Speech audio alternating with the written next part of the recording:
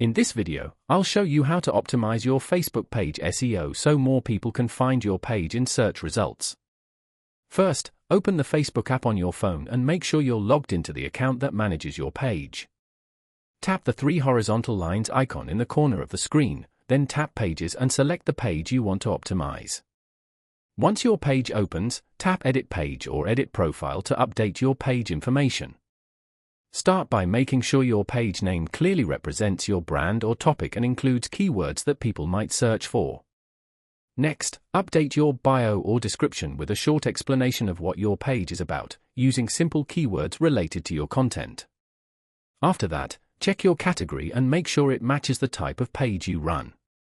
You can also add contact details, website links, and location information to make your page more complete. Another important step is posting content regularly.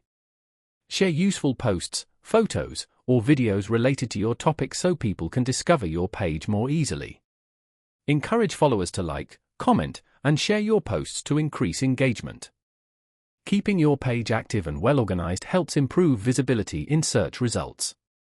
If this video helped you, don't forget to like the video and subscribe to the channel for more simple and helpful tutorials.